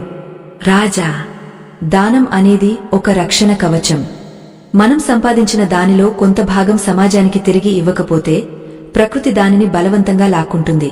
అది రోగం రూపంలో కావచ్చు, దొంగతనం రూపంలో కావచ్చు, లేదా అగ్ని ప్రమాదం రూపంలో కావచ్చు. కానీ దానంలో కూడా ఒక నియమముంది. కుడి చేతితో ఇచ్చింది ఎడమ చేతికి తెలియకూడదు. దీనినే గుప్తదానం అంటారు. ధర్మదత్తుడు మొదట్లో గుప్త దానాలు చేసేవాడు. కాని సంపద పెరిగాక అహంకారం పెరిగి తన పేరు రాతి శిలాఫలకాల మీద చెక్కిస్తేనే దానం ఇవ్వడం మొదలుపెట్టాడు. తన గొప్ప చెప్పుకోవడానికి దానాన్ని ఒక వ్యాపారంగా మార్చాడు. ఎప్పుడైతే దానానికి ప్రచారం తోడైందో దాని పుణ్యం ఆవిరైపోయింది. పుణ్యం లేని సంపద పునాది లేని భవనం లాంటిది. అందుకే అది కూలిపోయింది. కాని రాజా, అతిథి అవమానం అంతకంటే ప్రమాదకరమైనది. ఒకరోజు సాయంత్రం వేళ వర్షంలో తడిసిముద్దైన ఒక వృద్ధ సాధువు ధర్మదత్తుడి ఇంటికి వచ్చి ఆశ్రయం అడిగాడు. ఆ సమయంలో ధర్మదత్తుడు తన మిత్రులతో విందులో ఉన్నాడు. ఆ ముసలివాడి చిరిగిన బట్టలు, మురికి శరీరం చూసి అసహించుకుని సేవకులతో గెంటివేయించాడు. ఆ సాధువు కన్నీళ్లతో వెళ్లిపోతూ ఆ ఇంటివైపు తిరిగా ఒక చూపు చూశాడు. ఆ చూపే వజ్రాయుధమై ఆ ఇంటిని ముక్కలు చేసింది. రాజా, ఇంటికి వచ్చిన అతిథి సాక్షాత్తు దేవుడితో సమానం. అతనికి పట్టెడు అన్నం పెట్టకపోయినా పర్లేదు, కాని అవమానించి పంపకూడదు. ఆ రోజు ఆ సాధువు రూపంలో వచ్చింది ఎవరో కాదు, పక్షిరాజు. ఆ మాట చెబుతుండగా అడవిలో ఒక దివ్యమైన కాంతి పుట్టుకొచ్చింది. ఆ కాంతి ఆ మర్రి చెట్టును ఆవహించింది. రాజు కళ్ళు మిరుమిట్లు గొలిపే ఆ కాంతిని చూడలేక చేతులు అడ్డం పెట్టుకున్నాడు. ఆ కాంతిలో నుండి ఒక అద్భుతమైన సువాసన వస్తోంది. రాబందు స్వరంలో ఇప్పుడు మార్పు వచ్చింది. అది మరింత దైవికంగా వినిపిస్తోంది. రాజా, ఆ సాధువు ఎవరో తెలుసుకోవాలని ఉందా? ఆ సాధువు ఇచ్చిన శాపం నుండి బయటపడటానికి ధర్మదత్తుడి మనవడు ఇప్పుడు ఏం చేయాలో తెలుసుకోవాలని ఉందా? ఎందుకంటే ఆ శాపం 7 తరాల పాటు వెంటాడేది. కాని దానికి ఒక విరుగుడు ఉంది. ఆ విరుగుడు కేవలం కార్తీక పౌర్ణమి నాడు మాత్రమే చేయగలిగే ఒక అరుదైన యాగం. ఆ యాగం గురించి, ఆ సాధువు నిజస్వరూపం గురించి ఇప్పుడు చెబుతాను. ఆ సాధువు రూపంలో వచ్చింది ఎవరో కాదు రాజా, సాక్షాత్తు ఆ శ్రీమన్నారాయణుడు. అవును, లక్ష్మీదేవి భర్త అయిన విష్ణుమూర్తి తన భక్తుడిని పరీక్షించడానికి ఒక దీనమైన వృద్ధుడి రూపంలో వచ్చాడు. నరుడే నారాయణుడు అంటారు కదా. ఎవరిలో అయితే మనం దేవుడిని చూడలేమో, ఎవరినైతే మనం ఆకలితో ఉన్నప్పుడు ఆదరించలేమో, వారికి దేవుడిని పూజించే అర్హత లేదు. ధర్మదత్తుడు ఆ రోజు తన ఇంటికి వచ్చిన నారాయణుడిని గెంటేశాడు. ఎప్పుడైతే ఆ వృద్ధుడు కన్నీళ్లతో వెనుదిరిగాడో, ఆ కన్నీటి చుక్కలు నేల రాలకముందే ధర్మదత్తుడి పుణ్యమంతా బూడిదైపోయింది. రాజా, బాగా గుర్తుపెట్టుకో, అతిథికి పెట్టే అన్నం దేవుడికి పెట్టే నైవేద్యం కన్నా గొప్పది. ఆ శాపం వల్లనే అతని వంశంలో పుట్టిన వారికి కూడా దారిద్ర్యం అంటుకుంది. కాని దానికి విరుగుడు కూడా ఉంది. ఆ విరుగుడు ఏమిటంటే అన్నదానం. ఆకలితో ఉన్న జీవి కడుపు నింపడం ఒక్కటే ఆ శాపాన్ని కడగగలదు. 7 తరాల పాపం పోవాలంటే 7 శుక్రవారాలు నిరంతరంగా పేదలకు, పశుపక్ష్యాదులకు కడుపు నిండా అన్నం పెట్టాలి. పక్షిరాజు కొంచెం సేపు మౌనంగా ఉండి తర్వాత మరింత ఉత్సాహంగా చెప్పడం మొదలుపెట్టాడు. రాజా, కేవలం అన్నదానం చేస్తే సరిపోదు. ఆ ఇంటి ఆవరణలో ఉండవలసిన మరియు ఉండకూడని మొక్కల గురించి కూడా నీకు తెలియాలి. ప్రతి ఇంట్లో తప్పనిసరిగా ఉండవలసిన మొక్క తులసి. తులసి సాక్షాత్తు లక్ష్మీ స్వరూపం. కాని రాజా, తులసి మొక్కను పెంచే విషయంలో స్త్రీలు చేసే తప్పుల వల్లే చాలా ఇళ్లలో భర్తలకు అనారోగ్యం వస్తుంది, ఆర్థిక నష్టం జరుగుతుంది. ధర్మదత్తుడి ఇంట్లో తులసి కోట ఉండేది, కాని అది ఎండిపోయి ఉండేది. ఎండిపోయిన తులసి మొక్క ఇంట్లో ఉండటమంటే ఆ ఇంటికి మృత్యువు కాపలా కాస్తున్నట్లే. తులసి మొక్క ఎండిపోతే వెంటనే దానిని వేళ్లతో సహా తీసి ఏదైనా నదిలో లేదా పారే నీటిలో వేయాలి. అంతే తప్ప ఎండిన మొక్కను అలాగే ఉంచి పూజించకూడదు. అంతేకాదు రాజా, తులసి ఆకులను కోసేటప్పుడు కూడా నియమాలు ఉన్నాయి. అమావాస్య, పౌర్ణమి, ద్వాదశి, ఆదివారం, మంగళవారం మరియు సూర్యాస్తమయం తర్వాత తులసి ఆకులను అస్సలు కోయకూడదు. ఈ రోజుల్లో తులసిని తాకితే మహాపాపం. ధర్మదత్తుడి భార్యకు ఈ నియమాలు తెలియక ఎప్పుడు పడితే అప్పుడు ఆకులు తుంచేది. ఇది విష్ణుమూర్తికి ఆగ్రహం తెప్పిస్తుంది. ఇంకొక ముఖ్యమైన విషయం, స్త్రీలు స్నానం చేయకుండా జుట్టు విరబోసుకుని తులసి చెట్టుకు నీళ్లు పోయకూడదు. తులసి మాత పవిత్రతను కోరుకుంటుంది. సాయంత్రం వేళ తులసి కోట దగ్గర మట్టి ప్రమిదలో దీపం పెట్టాలి. ఏ ఇంట్లో అయితే తులసి గాలి వీస్తుందో ఆ ఇంట్లోకి యమదూతలు రారు. కాని దీపం పెట్టిన తర్వాత చెట్టును తాకకూడదు, నీళ్లు పోయకూడదు. సాయంత్రం వేళ తులసి నిద్రపోతుంది. ఆమె నిద్రను భంగం చేయడం దోషం. రాజు విక్రమసింహుడు చాలా ఆసక్తిగా వింటున్నాడు. మహాత్మా, మొక్కల గురించి చెప్పారు, బాగానే ఉంది. మరి మన చేతిలో ఎప్పుడు మెదిలే డబ్బు, నాణేలు, నోట్లు విషయంలో మనం ఎలాంటి జాగ్రత్తలు తీసుకోవాలి? లక్ష్మీదేవి మన చేతిలో నిలవాలంటే ఏం చేయాలి అని అడిగాడు. రాబందు గట్టిగా నిట్టూర్చింది. రాజా, ఇది కలియుగం. ఇక్కడ మనిషికి డబ్బే దైవం. కాని ఆ డబ్బును లెక్కపెట్టేటప్పుడు మనిషి చేసే ఒక అసహ్యమైన పని వల్ల లక్ష్మీదేవికి వాంతులు అవుతాయి. అదేమిటంటే నోట్లను లాలాజలంతో ఉమ్మి రాసి లెక్కపెట్టడం. రాజా, ఇది ఎంత పెద్ద పాపమో తెలుసా? లక్ష్మీదేవిని మనం పూజిస్తాం, కళ్లకు అద్దుకుంటాం. అలాంటిది నోరు తడిపి ఆ ఎంగలిని నోట్లకి రాసి లెక్కపెట్టడమంటే సాక్షాత్తు అమ్మవారి ముఖం మీద ఉమ్మి వేయడమే. ధర్మదత్తుడు మరియు అతని గుమస్తాలు నోట్ల కట్టలను ఉమ్మి రాసి లెక్కపెట్టేవారు. ఈ ఒక్క అలవాటు చాలు ఆ ఇల్లు శ్మశానం అవ్వడానికి. రాజా, నీ ప్రజలకు చెప్పు, నోట్లు లెక్కపెట్టడానికి తడి కావాలంటే నీళ్లను వాడమని, అంతే తప్ప నోటిని వాడొద్దని. ఎంగలి తగిలిన డబ్బు ఆ ఇంట్లో రోగాలను తెస్తుంది. అది డాక్టర్ల పాలవుతుంది తప్ప శుభకార్యాలకు పనికిరాదు. మిత్రులారా, ఇది మనలో చాలామందికి ఉన్న అలవాటు. తెలియక మనం ఎంత పెద్ద తప్పు చేస్తున్నామో గమనించండి. ఇలాంటి చిన్న మార్పులే మనల్ని ఉన్నత స్థితికి తీసుకెళ్తాయి. ఈ విషయం మీకు కొత్తగా అనిపిస్తే, మన సంస్కృతి గొప్పతనం నచ్చితే దయచేసి వీడియోను లైక్ చేసి మీ మద్దతు తెలపండి. రాబందు డబ్బు గురించి మరిన్ని రహస్యాలు చెప్పడం కొనసాగించింది.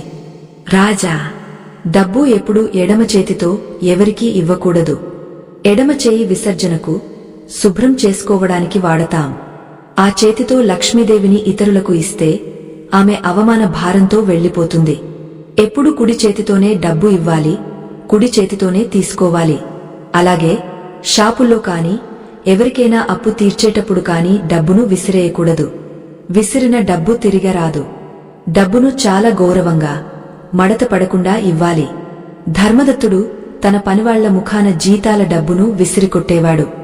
ఆ అహంకారమే అతనిని భిక్షగాడిని చేసింది. ఇంకొక విషయం రాజా, సూర్యాస్తమయం తర్వాత అంటే దీపం పెట్టిన తర్వాత ఎవరికి డబ్బు, పాలు, పెరుగు, ఉప్పు, సూది అరువు ఇవ్వకూడదు. ఆ సమయంలో లక్ష్మి ఇల్లు చేరే సమయం. అప్పుడు ఆమెను బయటకు పంపితే ఇక తిరిగి రావడం కష్టం. రాజా, నువ్వు వాడే ధన సంచి గురించి కూడా ఒక నియమముంది. చాలామంది పర్సులో డబ్బుతో పాటు చిత్తు కాగితాలు, పాత బిల్లులు, చాక్లెట్ కవర్లు, చివరికి మందు బిళ్లలు కూడా పెట్టుకుంటారు. పర్సు అనేది లక్ష్మీదేవి సింహాసనం. అక్కడ చెత్తాచెదారముంటే అమ్మవారు ఎలా కూర్చుంటారు? పాత బిల్లులు అంటే ఖర్చుకు సంకేతం. వాటిని పర్సులో ఉంచుకుంటే ఖర్చులు పెరుగుతూనే ఉంటాయి. మందు బిళ్లలు పర్సులో ఉంటే ఆ డబ్బు మందులకే ఖర్చవుతుంది. పర్సులో ఎప్పుడు డబ్బు, కొన్ని పవిత్రమైన వస్తువులు, గోమతి చక్రం, కమల గింజలు మాత్రమే ఉండాలి. చిరిగిన పర్సును వాడటం అంటే చిల్లుల కుండలో నీళ్లు నింపడమే. ధర్మదత్తుడి జేబులో ఎప్పుడు పాత రసీదులే ఉండేవి. అందుకే అతని జేబు ఎప్పుడూ ఖాళీగానే ఉండేది. రాజు విక్రమసింహుడు తన సందేహాలను ఒక్కొక్కటిగా నివృత్తి చేసుకుంటున్నాడు. పక్షరాజా, నాదొక చివరి ప్రశ్న. ఇవన్నీ మేము పాటిస్తాము. కాని ఇంట్లో సంపదను ఆకర్షించడానికి, కుబేరుడి అనుగ్రహం పొందడానికి ఏదైనా ప్రత్యేకమైన వస్తువు లేదా యంత్రముందా? మీరు ఇందాక నల్ల మూట గురించి చెప్పారు, అది రక్షణ కోసం. కాని సంపద పెరగడం కోసం ఏం చేయాలి అని అడిగాడు. అప్పుడు ఆ రాబందు చెట్టు కొమ్మ మీద నుండి కిందకు దిగి రాజుకు కొంచెం దగ్గరగా వచ్చింది. రాజా, ఇది చాలా గోప్యమైన రహస్యం. దీనిని కుబేరకుండ అంటారు. ఇది మట్టితో చేసిన ఒక చిన్న కుండ. దీనిని ఎలా తయారు చేసుకోవాలో చెబుతాను విను. ఒక చిన్న మట్టి కుండను తీసుకుని దానికి ఎర్రటి రంగు వేయాలి. అందులో సగం వరకు బియ్యం నింపాలి. ఆ బియ్యం పైన కొన్ని చిల్లర నాణేలు, 2 యాలకులు, 2 లవంగాలు, ఒక చిన్న పచ్చ కర్పూరం ముక్క వేయాలి. ఇవన్నీ సుగంధ ద్రవ్యాలు మరియు లక్ష్మీ కారకాలు. ఆ తర్వాత ఆ కుండ మూతిని ఒక ఎర్రటి వస్త్రంతో కట్టి ఇంటికి ఉత్తర దిక్కున లేదా పూజగదిలో ఒక రహస్య ప్రదేశంలో దాచాలి. ఉత్తర దిక్కు కుబేరుడి స్థానం. బియ్యం అన్నపూర్ణకు, నాణేలు లక్ష్మికి, సుగంధ ద్రవ్యాలు శుక్రుడికి ప్రతీకలు. ఈ కుండను ఏర్పాటు చేసిన తర్వాత ఎవరికీ దీని గురించి చెప్పకూడదు. ప్రతి పౌర్ణమికి ఆ కుండలోని బియ్యాన్ని తీసి పక్షులకు వేసి నాణేలను దానం చేసి మళ్లీ కొత్త బియ్యం, కొత్త వస్తువులతో నింపాలి. రాజా, ఈ కుబేర కుండ ఉన్న ఇంట్లో ధాన్యం మరియు ధనం ఎప్పుడూ తరగదు. ఇది అయస్కాంతంలా సంపదను లాగుతుంది. ధర్మదత్తుడి పూర్వీకులు ఈ కుండను పూజించేవారు. కాని ధర్మదత్తుడు దీనిని మూఢనమ్మకమని పగలగొట్టాడు. అందుకే అతని సంపద కూడా పగిలి ముక్కలైంది. ఇంతలో తూర్పు దిక్కున ఆకాశం ఎర్రబడటం మొదలైంది. సూర్యోదయానికి సమయం ఆసన్నమైంది. రాబందు రెక్కలు విప్పార్చింది. రాజా, తెల్లవారుతోంది. నా సమయం ముగసిపోతోంది.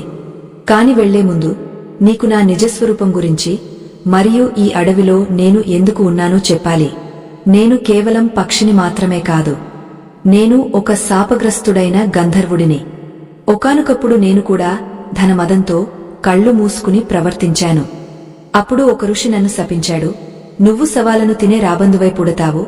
ఎప్పుడైతే ఒక ఉత్తముడైన రాజుకు ధన రహస్యాలు, ధర్మ సూక్ష్మాలు బోధించి అతని రాజ్యాన్ని కాపాడతావో అప్పుడు నీకు విముక్తి కలుగుతుంది అని.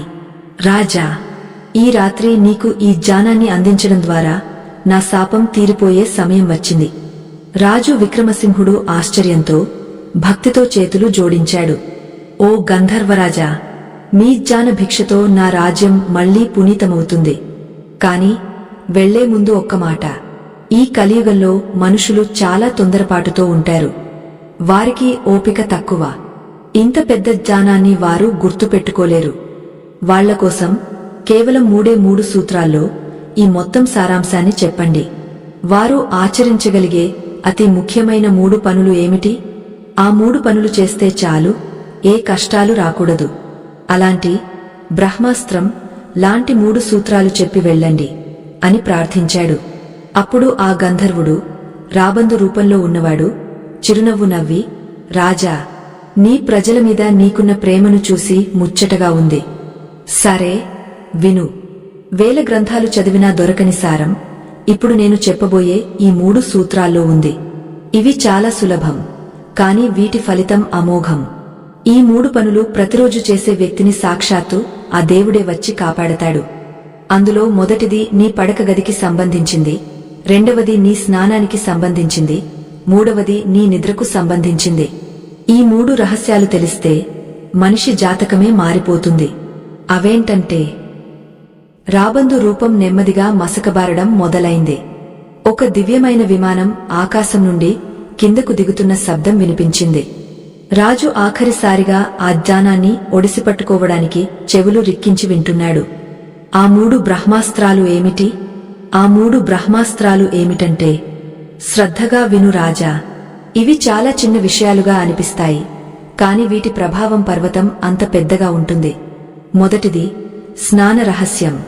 రాజా, మనిషికి అంటుకునే దరిద్రం, నరదిష్టి, చెడుగాలి ఇవన్నీ మొదట ఆవహించేది చర్మానికే. అందుకే వారానికి కనీసం ఒక్కసారైనా, ముఖ్యంగా శుక్రవారం లేదా మంగళవారం నాడు స్నానం చేసే నీటిలో కొంచెం కల్లుప్పు, సముద్రపు ఉప్పు వేసుకుని స్నానం చేయాలి. ఉప్పుకు సముద్రపు శక్తి ఉంటుంది. అది మన శరీరానికి పట్టుకున్న ప్రతికూల శక్తిని, అలసటను మరియు ఇతరుల ఈర్ష్యను, దిష్టిని పూర్తిగా కడిగేస్తుంది. ఆ ఉప్పు నీటి స్నానం తర్వాత శరీరం తేలికపడుతుంది, మనసు ఉల్లాసంగా మారుతుంది. ఎవరికైతే తరచూ అనారోగ్యాలు వస్తుంటాయో, ఎవరికైతే ఎంత సంపాదించినా చేతిలో చిల్లిగవ్వ మిగలదో, వారు తప్పకుండా ఈ ఉప్పు స్నానం చేయాలి. ఇది వారి ఆరాని శుద్ధి చేస్తుంది. రెండవది శయనాగార రహస్యం. రాజా, ఇది చాలామంది చేసే ఘోరమైన తప్పు. పడుకునే మంచం మీద కూర్చుని ఎప్పుడూ భోజనం చేయకూడదు. నిద్రకు ఆహారానికి బద్ధ శత్రుత్వముంది. పడక గదిలో మంచమీద అన్నం తింటే ఆ అన్నం రాక్షస ఆహారంతో సమానమవుతుంది. మంచమీద ఎంగలి పడితే ఆ ఇంట్లో పీడకలలు వస్తాయి, భార్యాభర్తల మధ్య గొడవలు జరుగుతాయి, మరియు ఆ ఇల్లు అప్పులపాలవుతుంది. అన్నం ఎప్పుడు కింద కూర్చుని లేదా భోజనశాలలో మాత్రమే తినాలి. అలాగే పడక గదిలో ఎప్పుడూ చిందరవందరగా బట్టలు పడేసి ఉండకూడదు. పడక గది ఎంత ప్రశాంతంగా, శుభ్రంగా ఉంటే ఆ దంపతుల జీవితం అంత ఆనందంగా ఉంటుంది. మూడవది మరియు అత్యంత ముఖ్యమైనది నిద్ర రహస్యం. రాజా మనిషి నిద్రించే దిశ అతని ఐశ్వర్యాన్ని నిర్ణయిస్తుంది. ఎప్పుడు కూడా దక్షిణం వైపు తలపెట్టి నిద్రపోవాలి. దక్షిణం యమస్థానం అని భయపడకు. మనం దక్షిణం వైపు తలపెడితే మన కాళ్ళు ఉత్తరం వైపు ఉంటాయి. ఇది శాస్త్రీయంగా మరియు వాస్తు పరంగా అత్యంత శుభప్రదమైనది. భూమికి ఉండే అయస్కాంత శక్తికి అనుగుణంగా ఇలా పడుకుంటే మెదడు ప్రశాంతంగా ఉంటుంది, రక్త ప్రసరణ బాగా జరుగుతుంది, ఆయుష్ పెరుగుతుంది. పొరపాటున కూడా ఉత్తరం వైపు తలపెట్టి నిద్రపోకూడదు. ఉత్తరం వైపు తలపెడితే ఐశ్వర్యం హరించుకుపోతుంది, మానసిక రోగాలు వస్తాయి. ఒకవేళ దక్షిణం కుదరకపోతే తూర్పు వైపు తలపెట్టి పడుకోవచ్చు, అది విద్యాభివృద్ధిని ఇస్తుంది. కాని పశ్చిమం మరియు ఉత్తరం మాత్రం ఎప్పుడు వద్దు. రాబందు రూపంలో ఉన్న ఆ గంధర్వుడు ఈ 3 రహస్యాలు చెప్పగానే ఆకాశం నుండి పూలవాన కురవడం మొదలైంది. ఆ చెట్టు చుట్టూ ఉన్న చీకటి పటాపంచలైపోయి కోటి సూర్యుల వెలుగు వచ్చింది. ఆ వెలుగులో ఆ వికృతమైన రాబందు రూపం మాయమై ఒక అత్యంత అందమైన, తేజోవంతమైన గంధర్వుడు ప్రత్యక్షమయ్యాడు. అతని శరీరం నుండి వెలువడే కాంతికి రాజు కళ్ళు చెదిరిపోయాయి. ఆ గంధర్వుడు రాజుతో, ఓ పుణ్యాత్ముడా, విక్రమసింహ, నీ ఓపికకు, నీ జిజ్ఞాసకు మెచ్చాను. నేను చెప్పిన ఈ విషయాలు కేవలం కథలు కావు, ఇవి సృష్టి రహస్యాలు. వీటిని నీ ప్రజలకు నేర్పించు. ఎవరైతే ఉప్పును, పసుపును, అన్నాన్ని, నీటిని గౌరవిస్తారో, ఎవరైతే మూగజీవాల ఆకలి తీరుస్తారో, ఎవరైతే అతిథిని దైవంగా భావిస్తారో వారి ఇల్లు వైకుంఠంతో సమానమవుతుంది. ఇక నేను వెళ్తున్నాను. నా శాప విమోచనం చేసిన నీకు శుభం కలుగుగాక అని ఆశీర్వదించాడు. వెంటనే ఆకాశం నుండి ఒక దివ్య విమానం కిందకు దిగింది. గంధర్వుడు అందులో కూర్చుని ఆకాశమార్గాన వెళ్లిపోయాడు. రాజు విక్రమసింహుడు ఆ మర్రి చెట్టు కింద ఒంటరిగా, కాని గుండె నిండా జానంతో నిలబడి ఉన్నాడు. అప్పటి వరకు భయపెట్టిన ఆ అడవి ఇప్పుడు చాలా అందంగా, ప్రశాంతంగా కనిపిస్తోంది. పక్షుల కిలకిలరావాలు వినిపిస్తున్నాయి.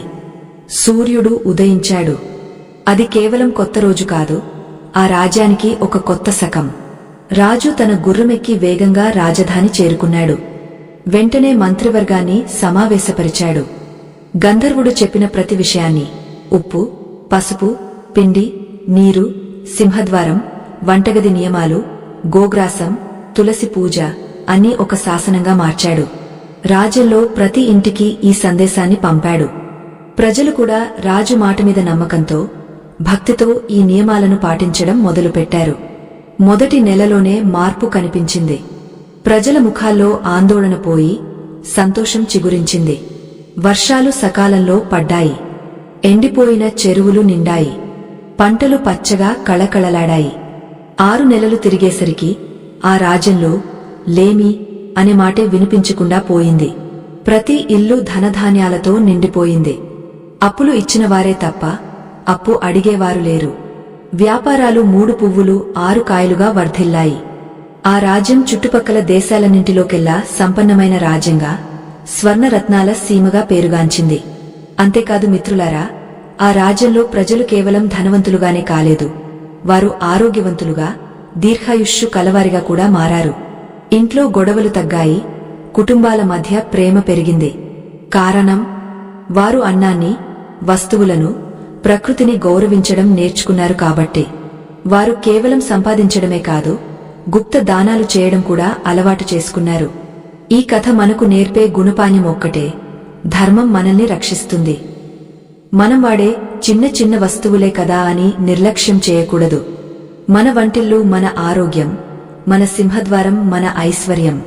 ఈ వీడియోలో చెప్పిన నియమాలు మూఢనమ్మకాలు కావు, ఇవి మన ఋషులు మనకు అందించిన జీవన విజ్ఞానం.